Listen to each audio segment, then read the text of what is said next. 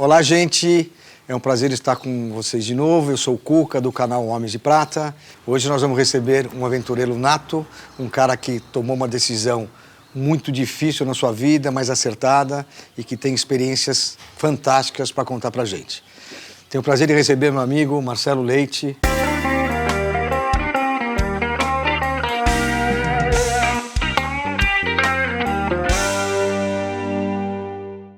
Eu me chamo Marcelo Leite, eu tenho 56 anos, eu sou engenheiro de formação. Eu desenvolvi minha carreira focada no mercado de cartão de crédito. Eu passei minha adolescência de forma muito prematura. Eu passei a ter moto com uns 14 anos. Eu já fazia viagens de moto nessa época. Eu morava na Europa e na Europa tem uma legislação diferente que permite você fazer isso. Foi minha paixão, assim. Então, desde a adolescência eu tinha essa paixão de viajar de moto. E foi isso que me norteou, inclusive, até na escolha profissional. Eu fui fazer engenharia, imaginando que engenharia fosse uma formação mais próxima desse mundo. Eu me formei, não fui para o mundo de motos, por coisas da vida, eu acabei indo para uma outra indústria, acabei indo para o mercado financeiro, focado em tecnologia de cartão de crédito.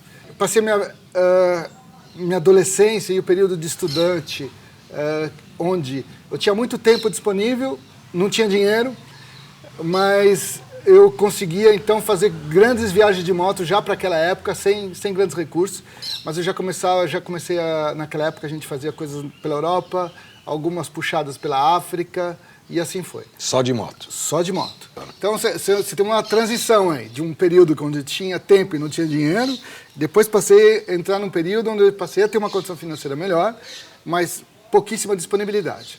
Então, toda essa paixão que eu tinha por viajar de moto ficou no segundo plano. Tive alguns casamentos, tive 4 filhos, tive uma carreira gostosa. Eu trabalhei em empresas que eu me identifiquei muito, que eu gostei bastante, como Schlumberger, como Mastercard, empresas fiz muitos amigos. E eu sempre tive um sonho de adolescente que ficou, vamos dizer assim, abafado a minha vida inteira. Eu tinha um sonho de um dia fazer uma mega viagem de moto, conhecendo o mundo todo numa viagem só. Esse negócio aparecia, sumia, voltava. E depois dos meus 40 anos, esse negócio começou a aparecer na minha cabeça com uma frequência maior. Começou a me incomodar. E eu comecei a tocar essa ideia em formato de projeto. Assim, como é que eu posso transformar isso que é apenas um sonho em algo mais palpável para aí sim tomar uma decisão de vou ou não vou encarar isso. E foi isso que eu fiz. Então eu fiquei uns 2 anos trabalhando de noite, porque eu tinha minha vida corporativa durante o dia, e de noite eu comecei a... E você tinha 47? 47 anos. Tá. Na verdade, eu comecei esse processo com 45. Né?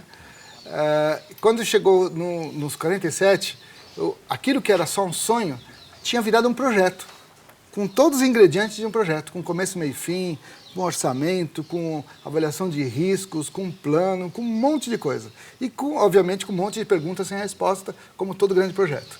E sua mulher apoiando? Eu só fui dividir com ela quando eu achei que eu tinha um bom volume de resposta para aquilo que ela iria me questionar. Da mesma forma, como a gente vai apresentar um novo projeto, uma prestação de conta no Conselho de Administração, a gente se prepara antes, a gente tenta antecipar quais as perguntas que serão feitas. O desafio imenso. E a gente só vai quando a gente está pronto. É assim que funciona. Eu fiz da mesma maneira. Então eu me preparei e um dia eu chamei, falei, Beth, eu preciso conversar com você. E comecei a dividir com ela o que era esse sonho, o que era esse projeto. E ela não me deixou ir muito à frente, ela simplesmente me cortou e falou, tô dentro, quando é que a gente vai? Nossa Senhora, que maluca, hein? É uma mulher dessas... Porreta. Porreta, como a gente diz por aí. E aí eu já tinha esse aval, fui dividir isso com meus filhos. E, obviamente, eu fui dividir... É uma decisão difícil, você está é um caminho sem volta. Eu estou falando, basicamente, de largar tudo, largar a carreira, pegar uma moto e ficar anos atravessando todos os continentes do mundo. Você é o único, né, que fez isso no Brasil até hoje? Isso. E era esse o projeto. Então tem riscos, inclusive, de você não voltar, né?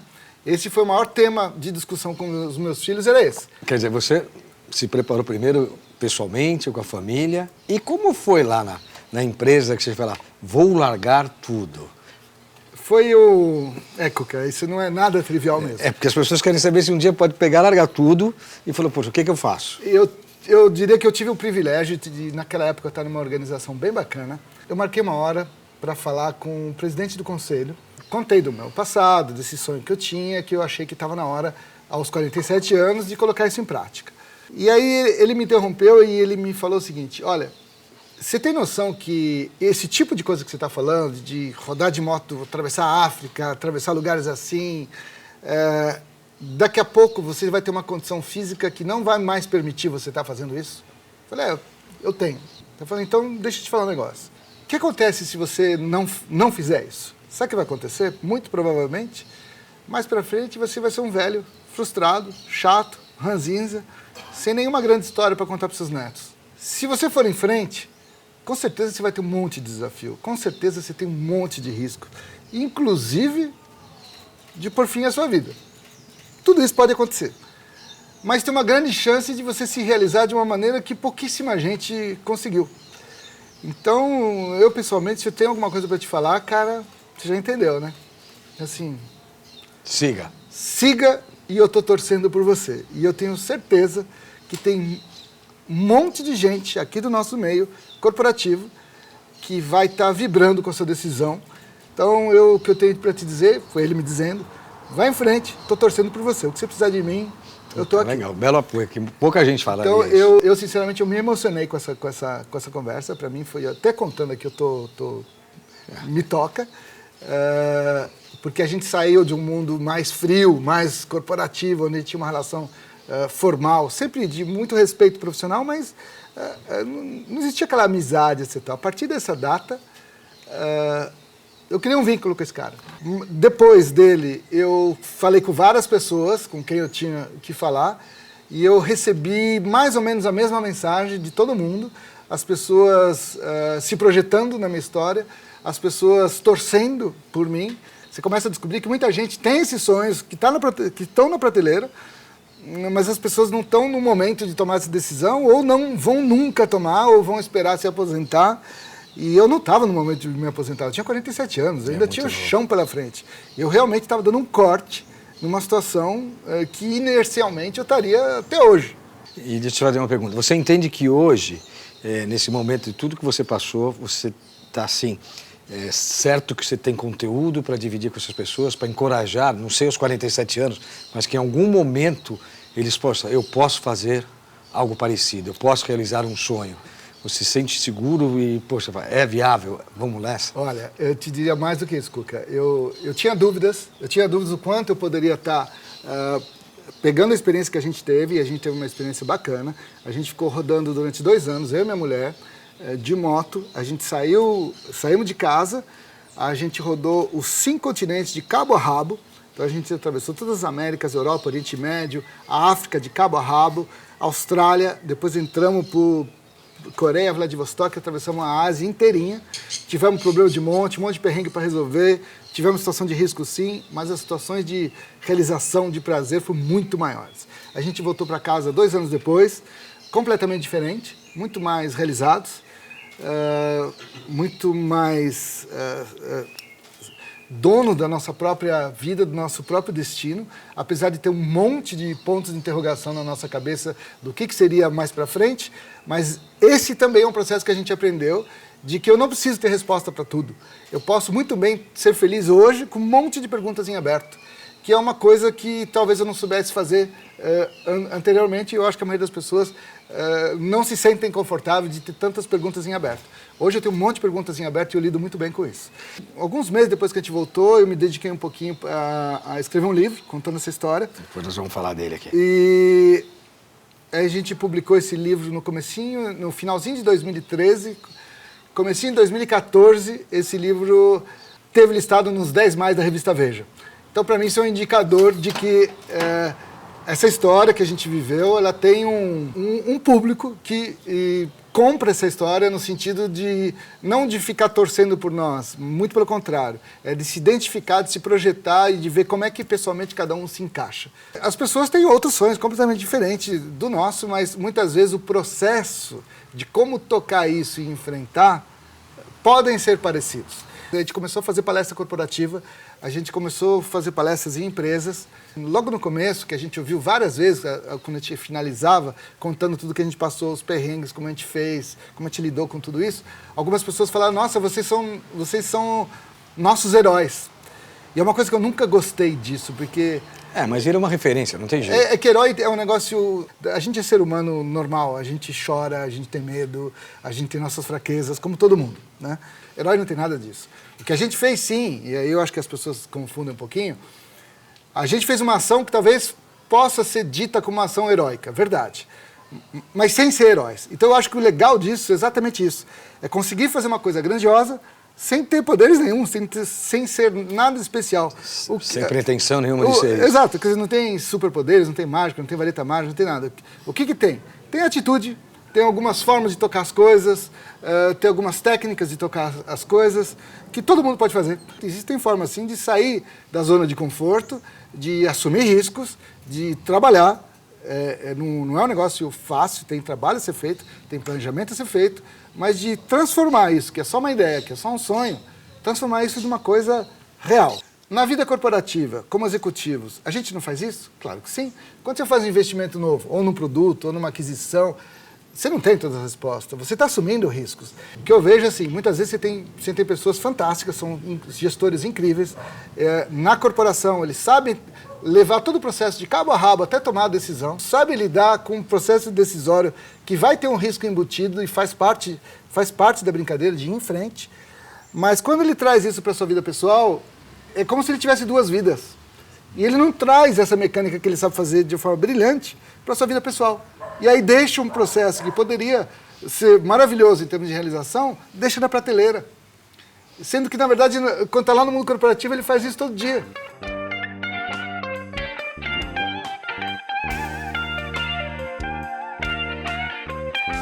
Eu lembro quando nós conversamos há um tempo atrás, você estava falando das experiências que você está proporcionando para as pessoas, nessas suas viagens de moto pelo mundo, que tem Tibete, Senegal, me dei algumas referências. E o comportamento das pessoas que eles têm aqui, por exemplo, quando estão em terra, quando estão aqui no Brasil, e que chegam lá e se colocam numa posição como se estivesse mandando em tudo. E quando vê que o que está no amigo do lado está numa situação igual, aqui ninguém tem privilégios, ele demora um pouco para se enquadrar e depois, quando cai a ficha, ele fala, bom, aqui é outro mundo. Ele fala um pouco sobre isso. Cuca, isso aí é um negócio muito legal, que eu tenho aprendido muito com esses processos. O que a gente tem feito? Então, hoje a gente tem uma atividade, vamos dizer assim, é nossa profissão, né? O que a gente faz? A gente faz palestras corporativas, a cada 2, 3 anos a gente faz uma expedição de moto mundo afora, normalmente com um componente de desafio enorme. A gente faz projetos de marca também, com parceria com algumas marcas, e a gente faz um negócio que cada vez mais está tendo uma aceitação muito legal e para mim está sendo um prazer enorme.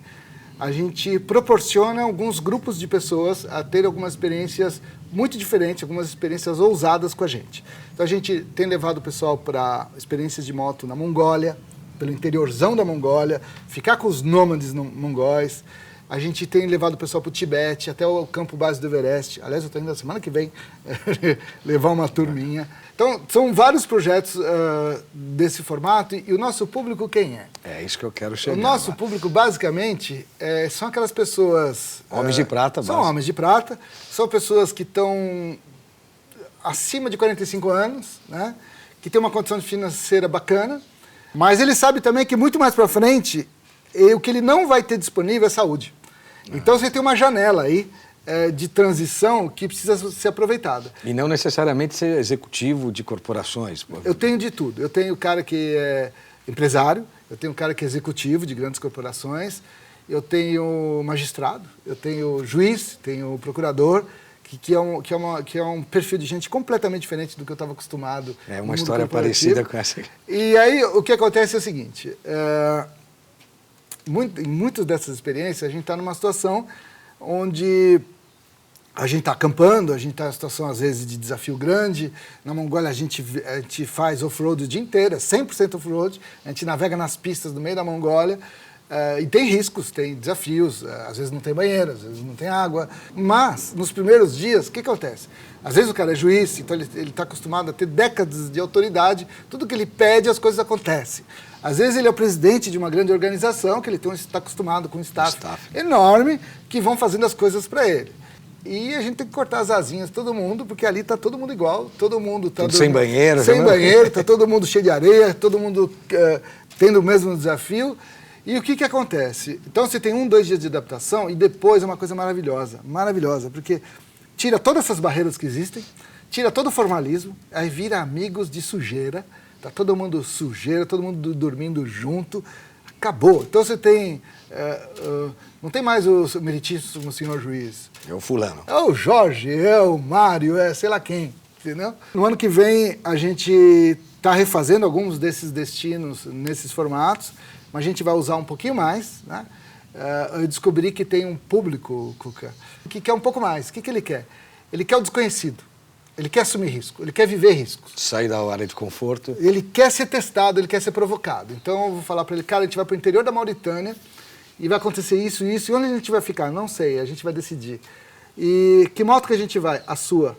E se acontecer alguma coisa com ela? Você resolve, a moto é sua, não sou eu. Então a gente está com 2 tipos de grupo. Então tem um que a gente chama de... A gente usa até o nome em inglês para facilitar o entendimento, a gente chama de True Experience. Experiência é o que a gente chama de peixe no prato. Tá tudo pronto, tudo arrumadinho, ele vem e vai viver essa experiência com a gente. E tem um outro que a gente chama de True Adventure. É mais radical e eu tô pondo ele num ambiente onde ele vai ser testado, ele vai ser desafiado e tudo mais. E tem cara com isso. Eu tenho um grupo pro ano que vem que eu vou levar só 10 pessoas. Eu tenho 94 caras inscritos. Eu vou ter que selecionar.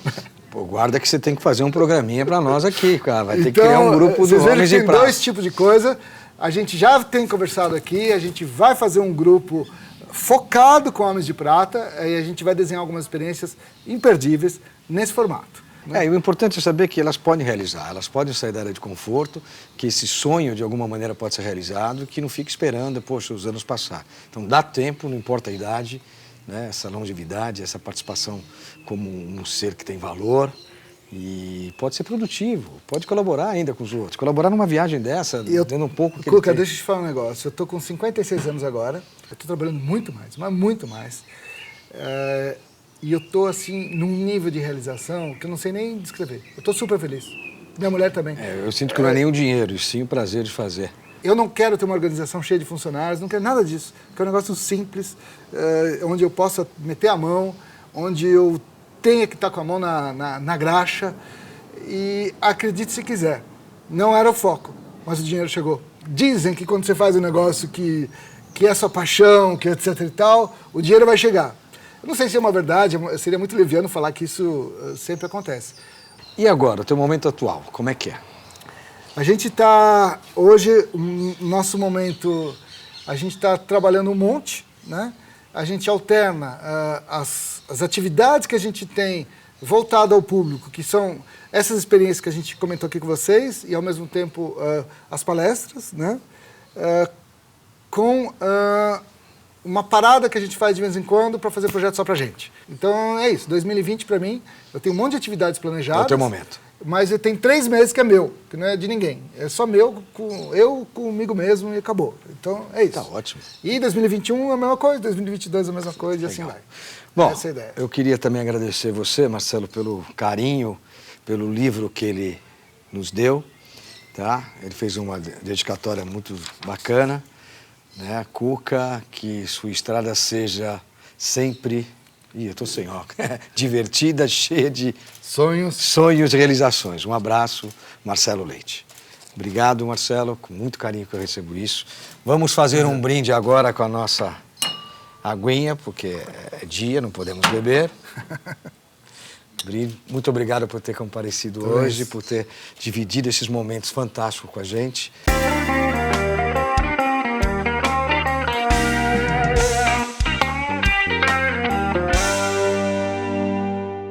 A A gente está trabalhando com o Cuca também para a gente organizar alguns grupos de experiências excepcionais também num formato Homens de Prata também. De Prata. Vai ter um pacote super bacana, super bem organizado. E vamos contar com a experiência dele e com todo esse carinho que ele vai tratar os Homens de Prata. Então é isso. Um abraço. Nos vemos mais para frente. Homens de Prata, uma geração de valor.